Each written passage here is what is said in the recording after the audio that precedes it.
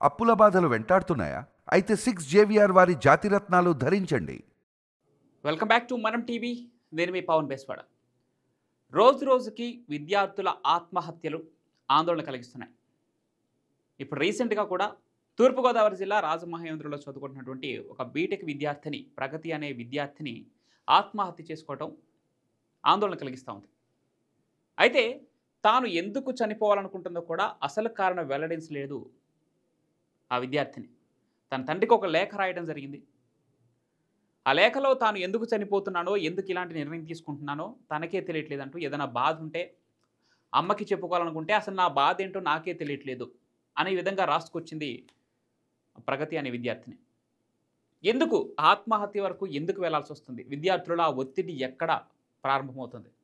మొన్నటి వరకు మనం అనుకుంటాం కదా, ఇంటర్మీడియట్ స్థాయి కింద ఉంది విద్యార్థులు కొంత ఆందోళనకు గురవుతారు. మార్క్స్ సరిగా రావట్లేదనో, లేకపోతే సరిగా మార్క్స్ రాకపోతే ఇంట్లో వాళ్ళు తిడతారనో, నాన్న కొడతారనో, అమ్మ తిడుతుందనో, ఇట్లాంటి కారణాల వల్ల, లేదంటే చుట్టూ ఉన్న మన ఫ్రెండ్స్ మధ్యలో కొంత చులకనైపోతాం. మనం ఫెయిల్ అయిపోతేనే తక్కువ మార్క్స్ వస్తేనే, లేదంటే ర్యాంకులు రాకపోతేనో, ఇలా 600 మార్కులకి 599 వచ్చినా కూడా ఏడుస్తున్నటువంటి వీడియోలు మన సోషల్ మీడియాలో చూస్తా ఉన్నాం. ఇలాంటి పరిస్థితి ఎందుకు క్రియేట్ చేయాల్సి వచ్చింది? అయితే ఇప్పుడు తను చనిపోయింది, ఆత్మహత్య చేసుకుంది కేవలం మార్కుల కోసమేనా అంటే అలా కాదు. తను మార్కుల గురించి ప్రస్తావించలేదు. ఎక్కడా నేను ఈ ప్రాబ్లమ్‌తో, లేదంటే నాకు ఈ సమస్య ఉంది, దీన్ని ఫేస్ చేయలేకపోతున్నానంటూ తను ఆ సమస్యను చెప్పుకోలేదు. కానీ ఏదో తెలియని మానసిక ఆందోళనకు గురవుతున్నాను, నాకు ఒంటరిగా ఉండాలనిపిస్తుంది, లోన్‌లీగా ఉండాలనిపిస్తుంది, అందుకే వెళ్ళిపోతున్నానంటూ ఆ లేఖలో స్పష్టంగా చెప్పడం జరిగింది. విద్యార్థులు ఒకంత భారతదేశంలో యువకులే ఎక్కువగా ఉన్నారు, యువశక్తి 60% పైగా ఉందని సంతోషించాలో, లేదంటే అలాంటి యువశక్తి ఈరోజు విపరీతమైన ఒత్తిడికి, ఆందోళనకు గురైపోయి ఎటూ దిక్కుతోచని పరిస్థితిలో ఇలా క్షణికావేశంలో నిర్ణయాలు తీసుకుంటున్నారని ఆందోళన పడాలో అర్థం కాని పరిస్థితి నెలకొంది. అసలు ప్రగతి అనే విద్యార్థిని ఆ లేఖలో ఏం రాసింది? తన తండ్రికి ఏం చెప్పుకోవాలనుకుంది? ఆ లేఖ ఒకసారి మీ ముందుంచుతాను. దాంట్లో ఏం చెప్పుకోవాలనుకుందో తన మాటల ద్వారానే వినిపించే ప్రయత్నం చేస్తాం మీకు.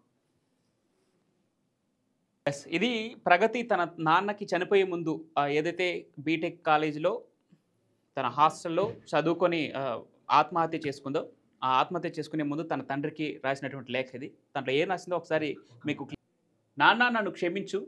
నాకెందుకో తెలియట్లేదు. 2 వీక్స్ నుంచి లోన్‌లీగా ఉండాలని అనిపిస్తుంది. ఇది రాస్తున్నప్పుడు కూడా తల అంతా భారంగా, నాకు చాలా ఏడుపొచ్చేస్తుంది నాన్న. ఏం చేస్తున్నానో కూడా అర్థం కావట్లేదంటూ ప్రగతి రాసుకొచ్చింది. ఏదన్నా బాధ ఉంది, నాకు అమ్మకి చెప్పుకోవాలని అనిపించినా, చెప్దామని అనుకున్నా కూడా ఆ బాధ ఏంటో, అంటే నేను ఏ ఏ ఎందుకోసం బాధపడుతున్నానో నాకే తెలియట్లేదంటూ ఆ ప్రగతి అనే విద్యార్థిని రాసుకొచ్చింది. అసలు నాకే అర్థం కావట్లేదంటూ నాన్న అని చెప్పుకొచ్చింది. నన్ను నువ్వు చాలా బాగా చూసుకున్నావు, థ్యాంక్ యూ సో మచ్ నాన్న అంటుంది. అంటే తను ఎందుకు ఆత్మహత్య చేసుకుంటుందో, ఒకవేళ కుటుంబం పరంగా నేనేమైనా తక్కువ చేశానా నా బిడ్డకని తన తండ్రి ఎక్కడ బాధపడతాడని చెప్పేసి ముందుగానే నువ్వు నన్ను చాలా బాగా చూసుకున్నావు నాన్న, థ్యాంక్ యూ సో మచ్ అని చెప్పి చెప్తా ఉంది. అమ్మ నాన్నని బాగా చూసుకో, నువ్వు జాగ్రత్తగా ఉండు, నిన్ను చనిపోయానని మీరస్సలు బాధపడకండి, మీరస్సలు ఏడవద్దని కూడా చెప్తుంది. ఇంత మంచిగా ధైర్యం చెప్పే అమ్మాయి ఎందుకింత ఇలాంటి నిర్ణయం తీసుకోవాల్సిందో. అక్క నీకు త్వరగా జాబ్ రావాలి, లైఫ్‌లో సెటిల్ అవ్వాలని కోరుకుంటున్నా, నువ్వు నా మాట నెరవేరుస్తావని కోరుకుంటున్నా, నేను మిమ్మల్ని చాలా మిస్ అవుతాను, కానీ నేను మిమ్మల్ని చూస్తూనే ఉంటాను కూడా చెప్పడం జరిగింది. ఫ్రైడే పెదనాన్న రా అమ్మ అని పిలిస్తే కూర్చో అని అడగగానే నాకు చాలా ఏడుపొచ్చింది. చాలా రోజుల తర్వాత పిలిచాడు కదా, అందుకు మీరందరూ కలిసే ఉండాలని కోరుకుంటున్నా. పెద్దనాన్న, పెద్దమ్మ అందరూ బాగుండాలని అనుకుంటున్నాను. అన్నా నువ్వు నన్ను చాలా బాగా తీసుకొచ్చావు, థ్యాంక్ యూ సో మచ్ అన్నా అని చెప్తుంది. తన తండ్రికి ఎక్కడ బాధ కలుగుతుందో, ఎక్కడ తను సరిగ్గా చూసుకోలేదని, తన కూతురు ఆత్మహత్యకు పాల్పడిందని, తన తండ్రి ఎక్కడ బాధపడతాడని చెప్పేసి ముందుగానే తన తండ్రికి ధైర్యం చెప్తుంది. తన తల్లి నువ్వు నాన్నని బాగా చూసుకో, మీరు నాకేం తక్కువ చేయలేదని చెప్తుంది. ఒక పక్క అక్క నువ్వు త్వరగా జాబ్ కొట్టాలి, నా కోరిక నెరవేరుస్తావని చెప్తుంది. కానీ తను మాత్రం ఎందుకు ఇలాంటి నిర్ణయం తీసుకోవాల్సిందో మాత్రం అక్కడ చెప్పలేదు.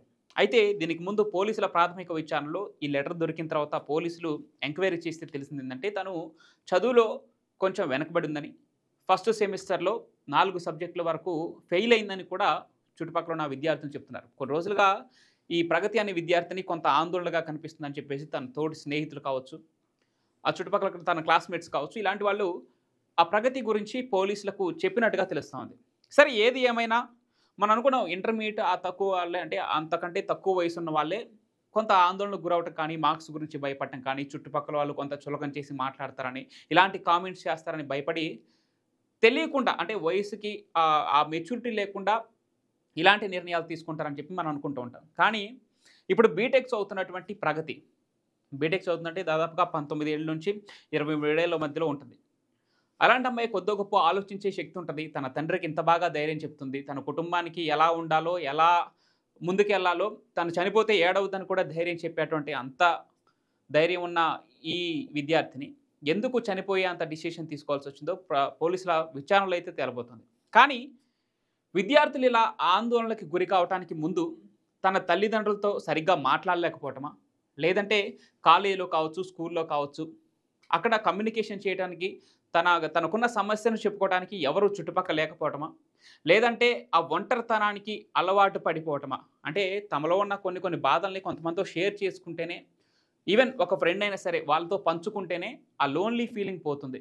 వాళ్ళలో ఉన్న బాధ తగ్గిపోయి మిగతా పనులపైన దృష్టి పెట్టగలుగుతారు. లేదంటే ఒంటరిగా మగ్గిపోయి ఆ బాధకి బానిసలైపోయి ఏం తీసుకుంటున్నారంటే ఎలాంటి నిర్ణయాలు తీసుకుంటున్నారో వారికే అర్థం కాని పరిస్థితి ఉంటుందా?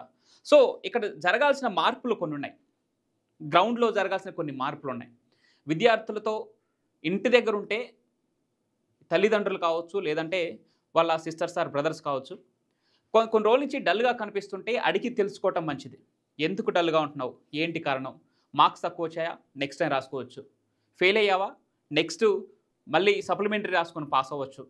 లేదంటే ఇంకేదైనా సమస్య ఉందా? ఎవరి నుంచైనా ఇబ్బంది ఉందా? ఇలాంటివి అడిగి తెలుసుకోవాల్సిన అవసరం ఉంది. లేదు ఇవన్నీ కాదు, ఇంకా ఏదో తెలియని డిప్రెషన్‌లో ఉండిపోతున్నారా అంటే తల్లిదండ్రులు కావచ్చు, లేదంటే మీ ఇంకా వాళ్ళు ఎవరైతే కేర్ టేకర్స్ ఉంటారో వాళ్ళు కొంత దృష్టి పెట్టాల్సిన అవసరం ఉంది. ముఖ్యంగా ఈ ఏజ్ గ్రూప్ వాళ్ళని. ఎందుకంటే మనం చూస్తా ఉన్నాం సోషల్ మీడియాలో రెచ్చగొట్టేటువంటి కొన్ని వీడియోస్ వస్తుంటాయి. లేదంటే కొన్ని ప్రసంగాలు వస్తుంటాయి. వాటికి అడిక్ట్ అవ్వకుండా చూడాల్సిన బాధ్యత ఖచ్చితంగా కుటుంబ సభ్యులపై ఉంది. విద్యార్థులు మనం చూస్తూ ఉంటాం. కొంతమందికి ఇది స్టైల్ అయిపోయింది. కొంతమంది తల్లిదండ్రులు బెదిరించడానికో, లేదంటే కుటుంబ సభ్యుల్ని వాళ్ళని రక్షించే వాళ్ళని, వాళ్ళు చూసుకునే వాళ్ళని బెదిరించడానికి ఇలాంటివి చేస్తూ ఉంటారు. కానీ ఇప్పుడు తను రాసిన లేఖలో చూస్తుంటే అలాంటిదేమీ లేదు. తను ఏదో తెలియని డిప్రెషన్‌కి లోనవుతా ఉంది. ఇలాంటి సంఘటనలు మళ్ళీ రిపీట్ కావద్దు అంటే విద్యార్థుల విషయంలో కావచ్చు, లేదంటే మన ఇంట్లో మన పిల్లల విషయంలో కావచ్చు, కొంత కేర్ తీసుకోవాల్సిన అవసరం అయితే ఉంది. వారు కొన్ని రోజులుగా కొంత డిప్రెషన్‌లో ఉన్నట్టు, లేదంటే ఆందోళనగా ఉన్నట్టు సైలెంట్ అయిపోతే కొంత వారిపైన దృష్టి పెట్టండి దయచేసి. వారితో మాట్లాడడానికి, కమ్యూనికేట్ అవ్వడానికి ట్రై చేయండి. వారి వెనక ఏం సమస్య ఉందో తెలుసుకోవడానికి ట్రై చేయండి. ఈవెన్ ఒకవేళ ఎలాంటి సమస్య లేకపోయినా కొంత ప్లేస్ చేంజ్ చేసినా వాళ్ళలో కొంత ఉత్సాహాన్ని నింపడానికి ట్రై చేస్తే తెలియని బాధ నుంచి బయటికి రావడానికి ట్రై చేస్తారు. ఇలాంటి క్షణికావేశ నిర్ణయాలు తీసుకోకుండా ఉంటారు. సో కాలేజీల విషయానికొస్తే ఇన్‌కేస్ మీ పిల్లలు కావచ్చు, లేదంటే మీ సోదరులు ఎవరైనా కావచ్చు, ఇట్లాంటి కొంత ఈజీగా డిప్రెషన్‌కి మౌళ్ళైపోయే మనస్తత్వం కలిగిన వాళ్ళైతే ముందుగానే ఆ స్టాఫ్‌కి చెప్పే ప్రయత్నం చేయండి. స్కూల్‌లో కానీ, కాలేజీలో కానీ. మా పిల్లవాడు ఇలా ఉంటది. వాడి మానసిక స్థితి ఇలా ఉంటది. సో వాడి పైన కొంచెం ఇలా ఉంచండి. తనని కొంచెం కేర్ చేయండి. తను సైలెంట్ అయిపోతుంటే అడిగి తెలుసుకోండి దయచేసి. లేదంటే మా ఫ్యామిలీకైనా ఇన్ఫార్మ్ చేయండి అనే ఇంటిమేషన్స్ మీరు ముందుగా ఇస్తే అట్‌లీస్ట్ మనం కొంతలో కొంతైనా ఇలాంటి నిర్ణయాల్ని ఆపగలిగే ప్రయత్నం చేసిన వాళ్ళవుతాం. సో దయచేసి మార్కుల విషయంలో కావచ్చు, లేదంటే ఇతరత్రా ర్యాంకుల విషయంలో కావచ్చు, విద్యార్థులని దయచేసి అది ఒత్తిడికి గురి చేయటం ఆపుతారని అనుకుంటున్నాను. ఇప్పటికే చాలా వరకు తగ్గుతూ వచ్చింది. ఇక మీదట కూడా ఇంకా ఆ అవేర్‌నెస్ కల్పించాలి. విద్యార్థులలో ఆందోళన కలగకుండా. ఎందుకంటే భారతదేశానికి శక్తే యువశక్తే. ఈరోజు ఆ యువకులే ఇలా ఆందోళనకు లోనై అకస్మాత్తుగా క్షణికావేశ నిర్ణయాలు తీసుకొని ఆత్మహత్యలు చేసుకోవడం నిజంగా ఆందోళనకరం. సో దీన్ని ఎట్టి పరిస్థితుల్లో మనం ప్రోత్సహించొద్దు. మనకి వీలైనంత త్వరగా వాళ్ళని అడిగి వాళ్ళ సమస్యలు తెలుసుకోవడానికే ప్రయత్నిద్దాం. కుటుంబ సభ్యులైనా, ఫ్రెండ్స్ అయినా, మన ఫ్యామిలీ మెంబర్స్ అయినా సరే అలాంటి ఒక సమస్యలో ఉన్నారో, లేదంటే తెలియని ఏదో గందరగోళ పరిస్థితిలో ఉన్నట్టే వాళ్ళని కొంత మనం మాట్లాడి వాళ్ళని కొంత దాని నుంచి బయటపడే అవకాశం మనందరికి ఉంది. సో అది చేద్దామని కోరుకుందాం. Thank you.